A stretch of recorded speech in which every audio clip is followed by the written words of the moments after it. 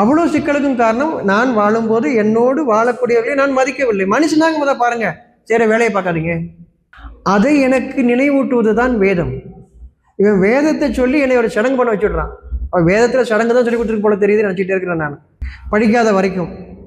வேதம் நான் மனிதனாக வாழ்வதற்கு என் மனதிற்கு அறிவிக்கிறது, உடம்புக்கு ஒன்றுமே சொல்லலை. தெளிவான மனம் என்ன செய்யணுங்கிறது உடம்பு மனசுக்கு தெரியும், மனசு அறிவிக்கும் நமக்கு நம்ம என்ன செய்யணும். இப்போ அந்த உடம்புல நீங்கள் செய்யக்கூடிய காரியங்கள் உங்கள் நன்மைக்காகவும் இருக்கும், மற்றவருடைய நன்மைக்காகவும் இருக்கும். நீங்கள் கெட்டது செய்ய மாட்டீங்க மனசு தெளிவாக இருக்கும்போது. மனசு தெளிவாக இருக்குன்னா அமைதியாக இருக்கும், அதில் கவலை இருக்காது, பயம் இருக்காது, கோபம் இருக்காது, ஆத்திரம் இருக்காது, அவசரம் இருக்காது, வேகம் இருக்காது. மனசு அமைதியாக இருக்கும்போது இப்போ தான் நம்ம மனுஷனாக இருக்கிறோம். இப்போ இந்த மனிதனாக இருக்கக்கூடிய நம்ம கெட்டது செய்ய மாட்டோம். ஆனால் நீங்கள் வேதம்னு சொல்லி கொடுக்குற எல்லாத்துலேயும் அவசரம். அப்போ அதனால யார்த்துக்கும் சொல்கிறது இல்லை, நான் விளங்கிக்கிறது. நான் விளங்கிக்கிட்டேன், விளங்குனு ஒரு விஷயத்த சொல்கிறேன். நீங்கள் விளங்குனா செய்யுங்க, நிர்பந்தம் எல்லாம் கிடையாது. சரியானதுன்னு உங்களுக்கு விளங்குச்சுன்னா அதை செஞ்சால் உங்களுக்கு என்ன நன்மைன்னு வேதம் சொல்லுது. இவ்வளோதான் சொல்லுதே தவிர இதை 4 தடவை சுற்றணும், இதை 10 தடவை உருளணும், இப்படி எதுவுமே செய்ய சொல்லலை வேதம். வேதம் என் உடலுக்கு சொல்லவில்லை, மனதிற்கு சொல்லுகிறது. தெளிவடைந்த மனம் இந்த உடலுக்கு எப்படி இருந்தால் நல்லா இருக்குன்னு மனசுக்கு தெரியும், என் மனசுக்கு தெரியும் என்னென்ன செய்யணும். அது மனசு மூளைக்கு அறிவிச்சிடும். ஆனால் வேதம் நமக்கு இறைவனுடைய வழிகாட்டுதல் மனசுக்கு உடம்புக்கு இல்லை. வேதம் என்ன சொல்லுதோ அதன்படிதான் நம்ம மனசு கேட்கும். அப்படிதான் உள்ளேயே இருக்கு. குழந்தைய பாருங்க வேதத்துக்கு, அதனால குழந்தைகளுக்கு ஏன் தேவையில்லை, அது அதன்படிதான் வாழுது, நமக்கு எடுத்துக்கிட்டே வர்றோம்.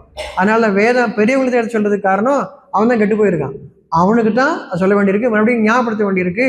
அவ இவங்க சொல்றது சரிதானான்னு உள்ளத்துல தான் சிந்திக்கிறோம். அவ சின்ன வயசுல நமக்கு இருந்ததெல்லாம் நினைவுக்கு வருது. இப்போ உள்ளத்துல கொண்டு சரி பார்க்குறவங்க சொல்றாங்களே சரியா சிந்திக்கிறோம் இல்லையா? அவ எங்கே கேட்குறோம், உள்ள தானே கேட்குறோம். அப்போ உள்ளுக்குள்ள இருக்கு சொல்லுது, அவன் சொல்ல சரியா தானே இருக்கு, அப்படி சரி பார்க்குறோம். அப்போ வேதம் ஒவ்வொருத்தரும் கொடுக்கப்பட்டிருக்கு, அதை கொண்டு தான் நம்ம சரி பார்க்குறோம். இவன் வேதம்னா புரியாத ஏதோ வார்த்தையை எடுத்து சொல்லிக்கிட்டே இருக்கிறது வச்சுட்டோம் நம்ம. அது இல்லை, வேதம் விளங்கி கொள்ளக்கூடிய ஒன்று, வாழ்க்கைக்கு வழிகாட்டக்கூடிய ஒன்று, நல்லது கெட்டது பிரித்து காட்டக்கூடிய ஒன்று, சடங்கு சொல்லி தருவதல்ல வேதம். ஆனால் இவங்க அப்படியே சொல்லி சொல்லி ஏதோ மந்திரம் இருக்கும் போல தெரியுது, அது சொன்னா அப்படி நடந்துடும் போல தெரியுது. புரியாம ஒன்று நடந்துச்சுன்னா இன்னும் நான் முட்டாளாக ஆயிடுவேன், அப்புறம் எப்படி நம்புறது? அப்படி நம்பினா அது மூட நம்பிக்கையாச்சே, அதாவது அறிவு இல்லாமல் நம்புறதாச்சே. வேதம் எனக்கு அறிவு தந்து நாளையும் உண்டு, அதுதான் நம்பிக்கை. தெளிவோடு கூடியதுதான் நம்பிக்கையை தவிர முட்டாள்தனமாக நம்புவது இல்லை. நம்பிக்கைன்றது எனக்கு என்னன்னு தெளிவா தெரியுது, ஒவ்வொரு நாளும் எனக்கு வேண்டும் நான் என்று விரும்புகிறேன், இதுதான் நம்பிக்கை. தெரிஞ்சுக்கிட்டு நான் நம்புறதுதான் நம்பிக்கை. தெரியாமல் நம்பிக்கிறது மூட நம்பிக்கை. ஒரு விஷயத்தையும் சிந்திச்சு பார்க்கும்போது அதுக்கு பின்னாடி உங்களுக்கு ஒரு பாடம் நடக்கும், உங்களுக்குள்ள உங்க வாழ்க்கைக்கான படம் நடக்கும். யாரை பற்றியும் இல்லை, உங்களை பற்றி நீங்க உங்க என்ன செஞ்சுக்கிட்டு இருக்கேன்னு நினைக்கிறீங்க இல்லையா?